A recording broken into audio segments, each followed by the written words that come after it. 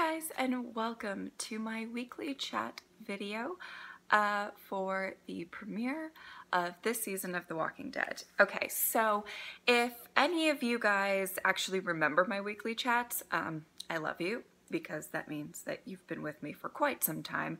Because I used to do this, I believe it was season 6, where every week I would kind of do a short little chat video where we just kind of talked about things that got brought up in the episode, and you know, people could kind of discuss them in the comments below and all that kind of stuff.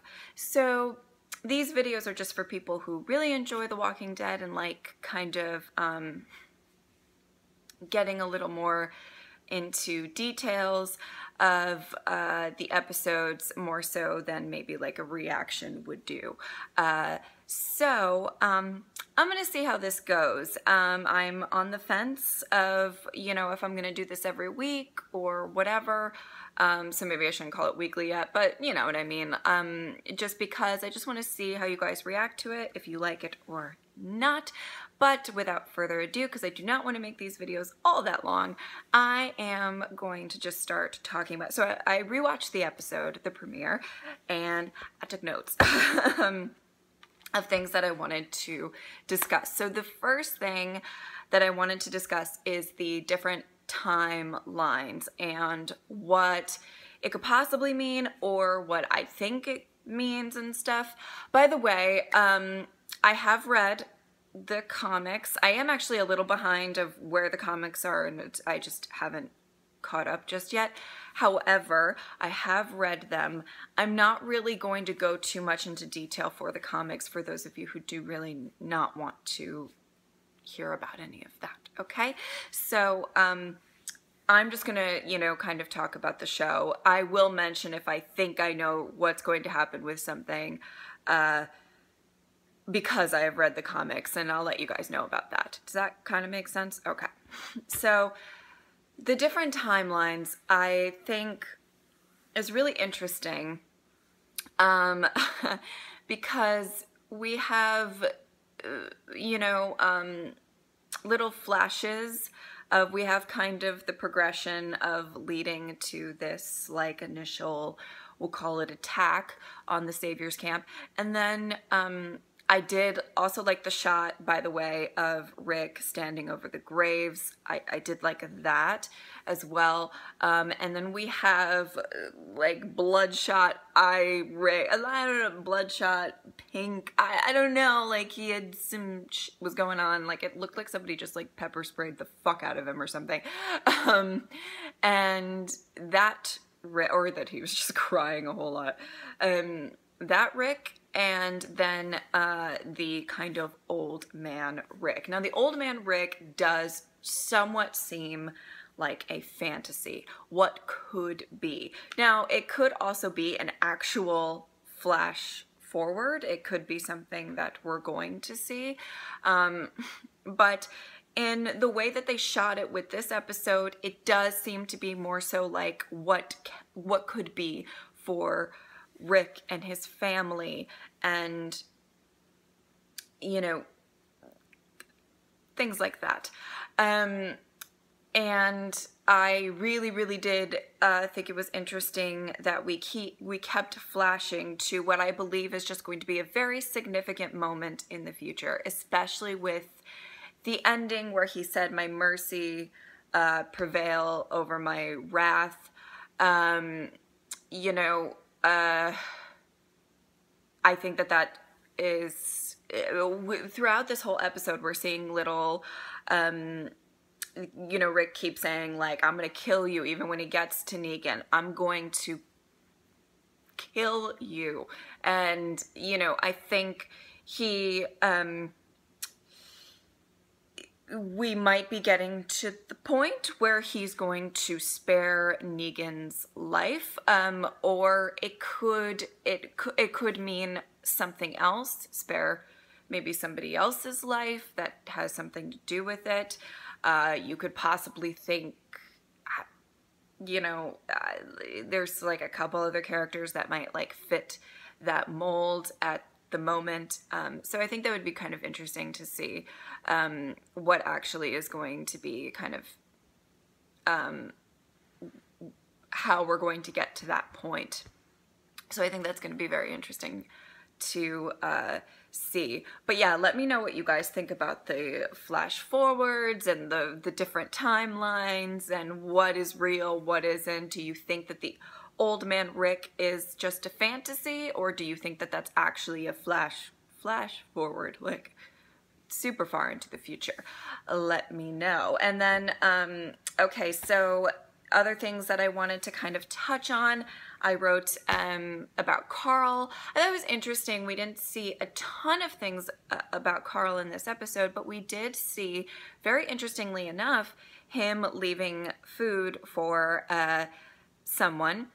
But I liked that Carl left him the food at the end, which is interesting because I feel like Carl has really gone on such a journey on this show. Like, he's really gone all the way. You know, we have, he was a child at first and very kind of susceptible and vulnerable to his surroundings. And then he got a little jaded, a little hard, a little too quick. And now he doesn't entirely, he was giving Rick a little shit a little bit about everything. So I think that's kind of interesting to look at that and see where his progression as a character is going. You know, he was very, you know, I mean, like back at the season 3 finale, he just like shot that kid in cold blood, and now we're kind of looking at his progression into, you know, really wanting to help others and care for others. And I think he doesn't really want to get caught up on, now we're in a war, now we need to kill people, this is all we need to do. I think he'll still, you know, he'll still do what needs to be done. But let me know what you guys thought about that. The other thing that I kind of wanted to talk about and really wanted to get feedback from you guys, what you guys are thinking, is Dwight and Eugene, and where you think their loyalties are going to lie.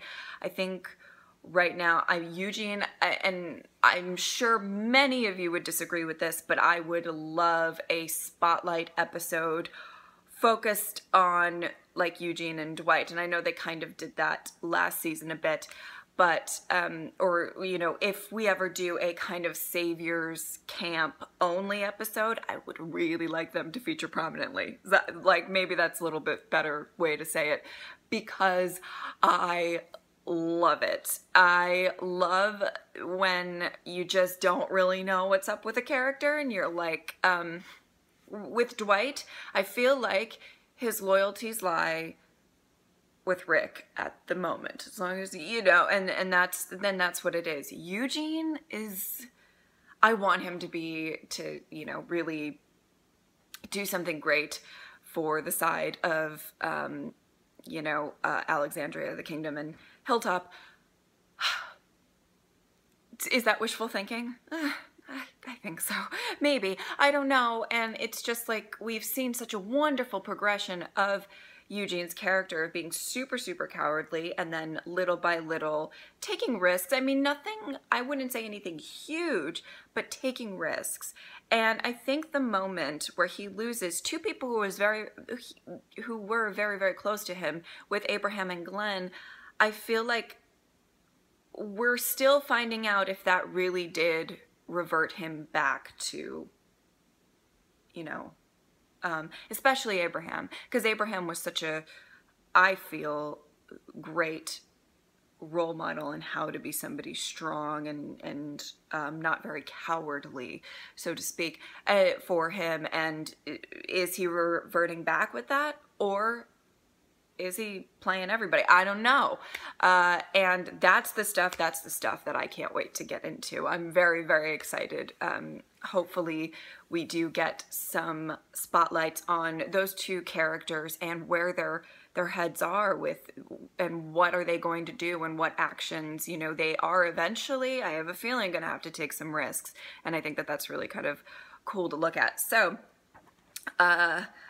Talking about progression in the show, so now I want to talk about Father Gabriel, who, interestingly, was a big focus in this episode. Not that I don't have any issues with that, but I thought it was interesting for the 100th episode to have such a strong focus on Father Gabriel. But what I found to be really interesting is Gregory was basically... I don't know if you want to call this Father Gabriel's karma. Don't get me wrong. I fucking love Father Gabriel at this moment in time. But think about Father Gabriel in season 5.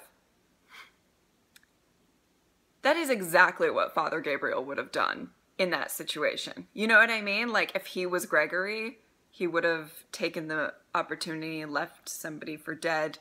You know, Father Gabriel never really actively killed anybody, but he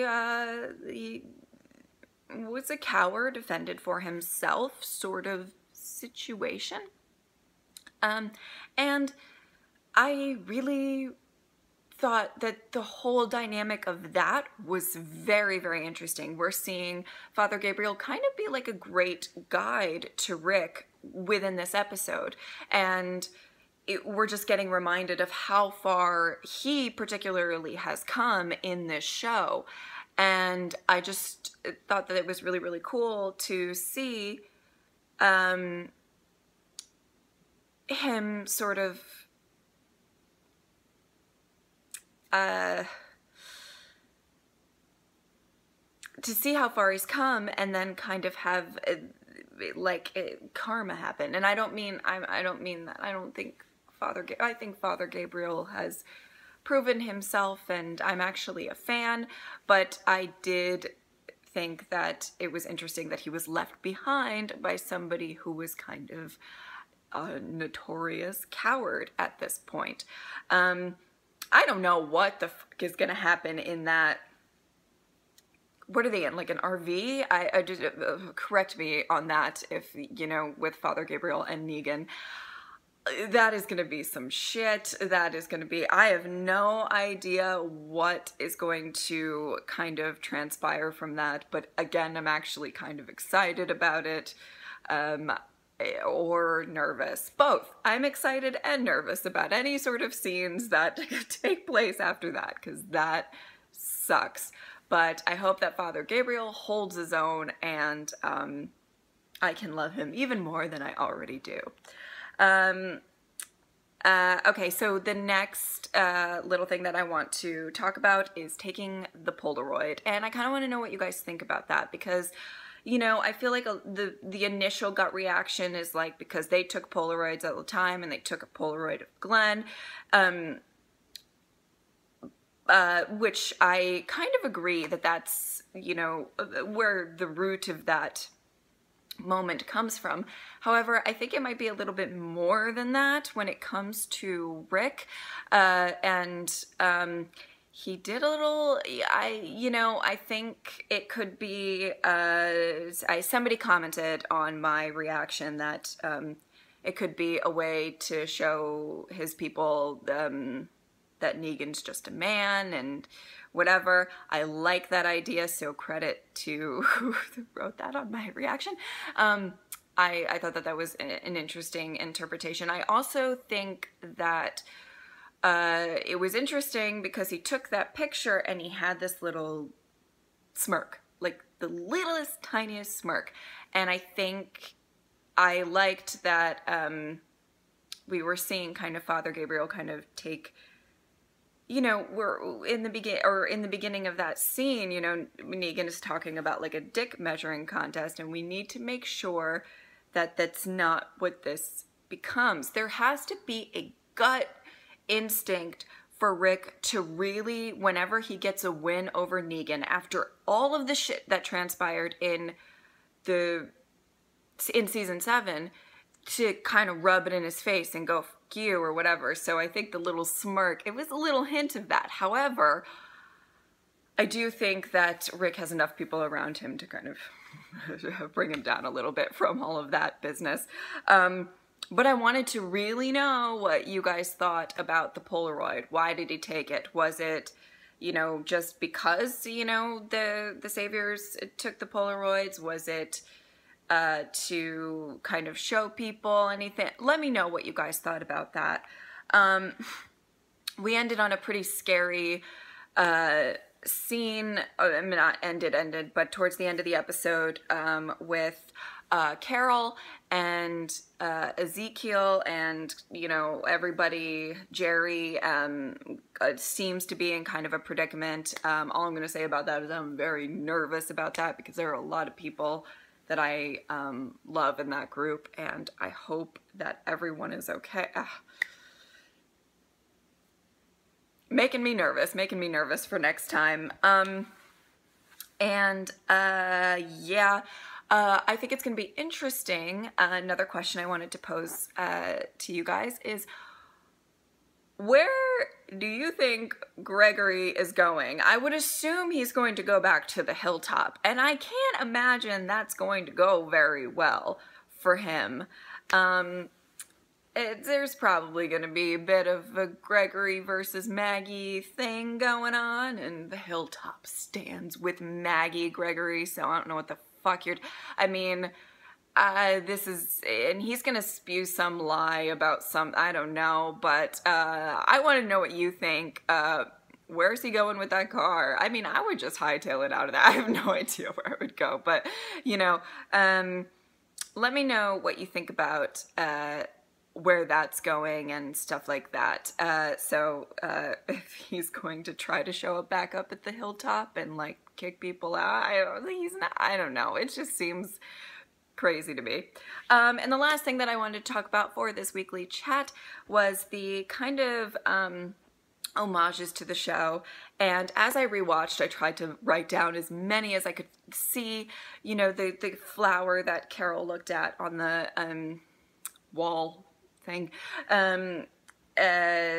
What else did I have? I had the walker at the gas station, which was this kind of the same as the one from the season premiere, and at the gas station as well, kind of, you know, in the same outfit. And I believe, was it the same girl? Somebody needs to tell me if that's, I thought I saw something about that, but maybe I was, I don't know. You know, Carl's, I think, but the one that I actually personally really was zoned in on was, you know, Negan and Gabriel are in that RV thing, whatever it is, and the walkers just swarming and surrounding was, I felt like, such a exact shot of like the tank in in the first episode, that Rick was trapped in there and the walkers swarming. So let me know what other things that you guys noticed when it came to kind of little Easter eggs from previous episodes, just the show in general. Yeah, because that was kind of really fun to go back and try to spot some things that I, you know, that they were, you know, doing little homages to. So yeah, that's about it. So I hope that you guys enjoyed this weekly chat. Let me know if you want me to do these videos or not, or whatever, because, you know, this is like a trial run here, and I'll see how I feel about it. But yeah, I hope that you enjoyed this one at least, and yeah, thank you guys so much for watching. I will see you next time. Bye!